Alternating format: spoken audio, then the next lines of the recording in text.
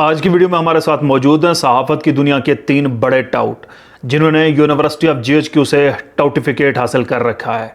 मतलब दूसरों के पास सर्टिफिकेट होता है, लेकिन ये ऐसे सहाफ़ी हैं जिनके पास टाउटिफिकेट है, सर्टिफिकेट नहीं है। इन्होंने कसम खा रखी है कि अवाम को हक़ाइक़ से दूर रखना है, सच से दूर रखना है। सच से ऐसे दूर रखना है जिस तरह नवाज शरीफ करप्शन से दूर है, और हक़ाइक़ से ऐसे ही अवाम को दूर रखना है जैसे मरियम नवाज़ झूठों से दूर है।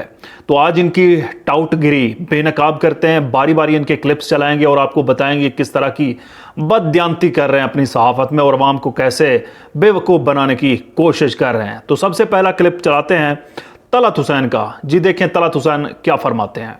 अभी 9 मई आ रहा है, उसकी यादें मज़ीद ताज़ा होनी है। वो ज़ख्म अभी मुंदमिल नहीं हुए, उनके नतायज आप अभी भुगत रहे हैं। जब आप इस किस्म की बात क्या बोला इसने, क्या बोला? 9 मई के महीने के अंदर 9 मई का महीना, ये 9 मई का महीना कौन सा होता है? मतलब अब मई के महीने का जो है वो नाम बदलकर 9 मई का महीना हो गया है।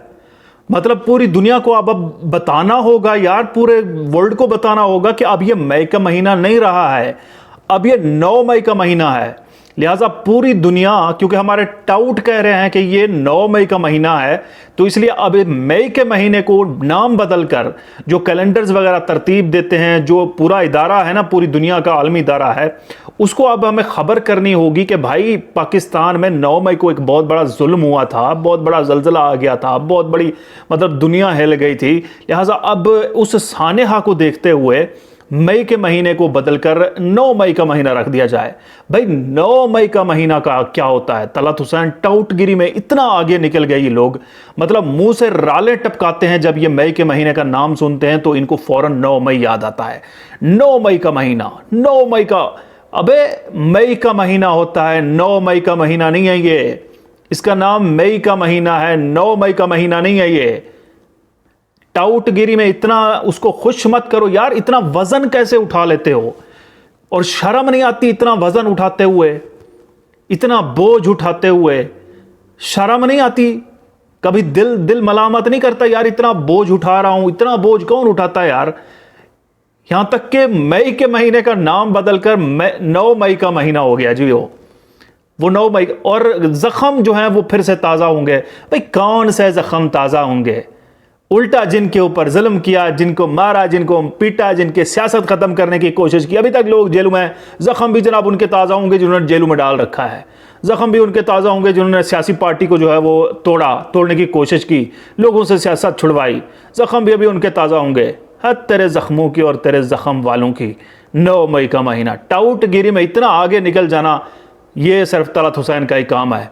लेकिन आगे एक और मोहतरमा है अस्मा शिराजी साहिबा, वो भी खासा बोझ उठाती हैं, वो भी खासा मतलब वज़न उठाती हैं। और वज़न उठाते हुए क्या कहती हैं, क्योंकि कल एक आर्टिकल आया न्यूयॉर्क टाइम्स में जो चीफ साहब के बारे में मुतल्लिक था।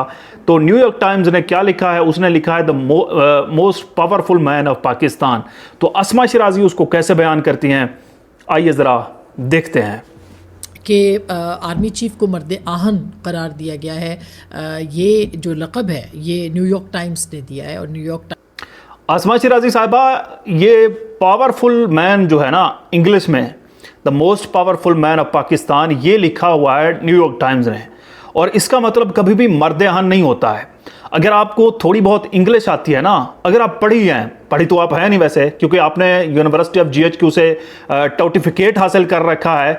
कहीं से अगर सर्टिफिकेट हासिल किया होता तो आपको मालूम पड़ता कि इंग्लिश डिक्शनरी में पावरफुल का मतलब कहीं से भी मर्द आहन नहीं हो सकता है। आहन नहीं हो सकता है पावरफुल का मतलब जिस तरह न्यूयॉर्क टाइम्स ने लिखा है most powerful man of Pakistan, तो इसका मतलब हरगिज ये नहीं बनता है, इंग्लिश में कहीं से भी किसी डिक्शनरी में भी ये नहीं बनता है कि मर्द आहन वो होता है जो बहुत बड़ी सख्तियां झेल कर, बहुत बड़ा मुकाबला करके, बहुत बड़े जख्म झेल कर, बहुत बड़े मुसीबतों को झेल कर वो लड़ रहा हो, उसको बोलते हैं मर्द आहन। ये जो न्यूयॉर्क टाइम्स ने लफ्ज इस्तेमाल किया the most powerful man of the Pakistan, तो इसका मतलब है वो सियासी तौर पर हो सकता है, वो जिस्मानी तौर पर ताकतवर हो सकता है, वो मुआशी तौर पर ताकतवर हो सकता है, वो बड़ा असर रसूख वाला हो सकता है, या यूं कह ले कि कोई फिरौन जालिम वगैरह हो सकता है, इसका हरगिज़ मतलब ये नहीं है कि वो मर्द आहन है। अगर न्यूयॉर्क टाइम्स लिखता कि मर्द आहन है तो उसके लिए वो द आयरन मैन इस्तेमाल करता, ठीक है। मर्द आहन के लिए इंग्लिश में टर्म आयरन मैन है, ना कि पावरफुल मैन। तो ये आपकी सहाफती बददियानती है, और आप कह रहे हैं कि न्यूयॉर्क टाइम्स ने उन्हें मर्द आहन का दर्जा दिया है, मर्द आहन का लकब दिया है।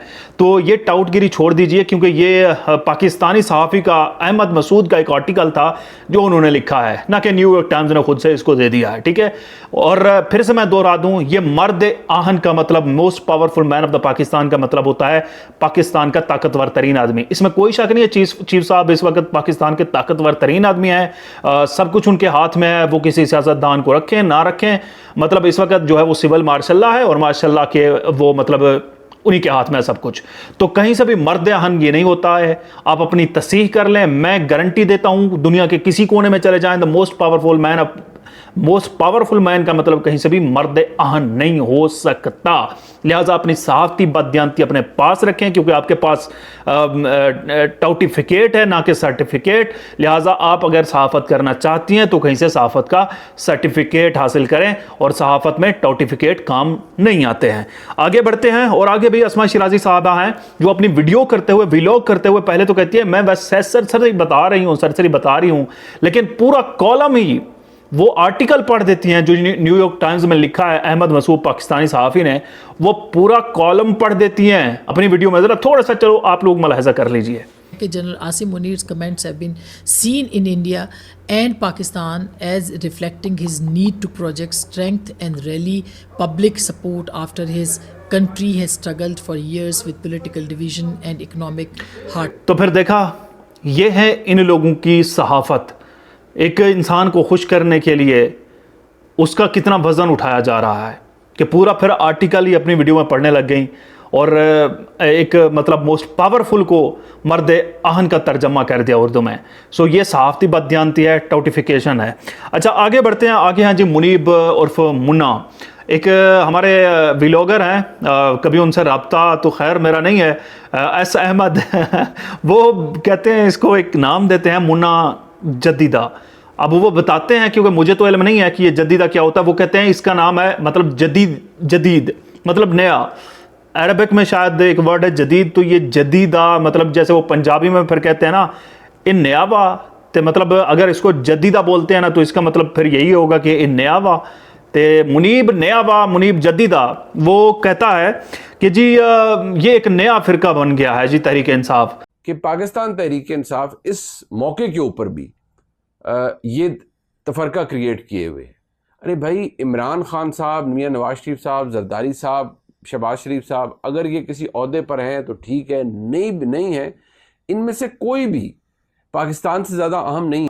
और इसको जो है ना बैठना चाहिए था, और इमरान खान जो है वो ज़रूरी नहीं है पाकिस्तान के लिए, और पाकिस्तान सबसे अहम है, इसमें कोई शक नहीं है पाकिस्तान सबसे अहम है। लेकिन एक बात बता दूं मुन्ना जदीदा मतलब नयावा, कि पाकिस्तान सबसे अहम ज़रूर है इन सब से, लेकिन इस वक्त पाकिस्तान के लिए इमरान खान बहुत ज़रूरी है, क्योंकि पाकिस्तान का वो वाहिद लीडर है जिसने 180 नशस्तें जीती हैं। शायद आपके दिमाग को भी मालूम है, आपके मालिकों को भी मालूम है, और इस वक्त चाहे वो दुनिया का कोई भी मुल्क हो, वो अपने मकबूल तरीन लीडर को ऐसे मुश्किलात में आवाम के दरमियान में रखता है, क्योंकि आवाम को वही एक राह दिखा सकते हैं, वही यकजा कर सकते हैं।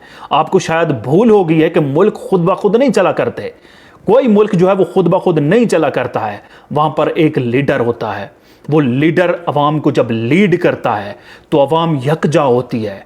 अगर आपको कुछ मालूम हो, ये नवाज शरीफ हो, शहबाज शरीफ हो, जरदारी हो, इनकी औकात टके टोकरी की नहीं है इस वक्त। समझ रहे हो कि नहीं समझ रहे हैं? इस वक्त इन लोगों की कोई औकात नहीं है। 180 नशस्तें जीतने वाला जेल में बैठा हुआ है।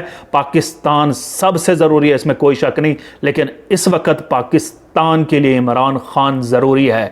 और ये जो तुम कह रहे हो कि नया फ़िरका जी बन गया है, ये किसने बनाया है? किसने उनके ऊपर इतना जुल्म किया है? किसने इनकी माओ बहनों के सर से बालों से पकड़कर घसीटा है, गिरबानों के ऊपर हाथ डाला है, मासूम बच्चों तक उनके ऊपर जुल्म किया है, माँ बाप से नहीं मिलने दिया है, तड़प तड़प कर लोग मर गए, तड़प तड़प कर बच्चे मिल गए, जेलों में लोग पड़े हैं, माँ बाप उनके पड़े, उनसे मिलने नहीं दिया गया।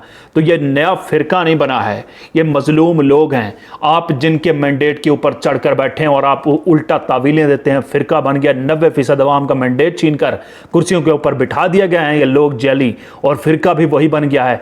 फिरका ये बन गए हैं जो तुम्हारे मालिक हैं, इन्होंने अवाम का मैंडेट छीनकर चोरों को मुसल्लत किया, और फिरका यही है, ना कि हम वो लोग हैं जो आज भी हक और सच को बयान करते हैं और करते रहेंगे। आप लोग सहाफ़ी नहीं हो, आप टाउट हो, आप लोगों के पास सहाफ़त का सर्टिफिकेट नहीं है, आपके पास टाउटिफिकेट है GHQ का।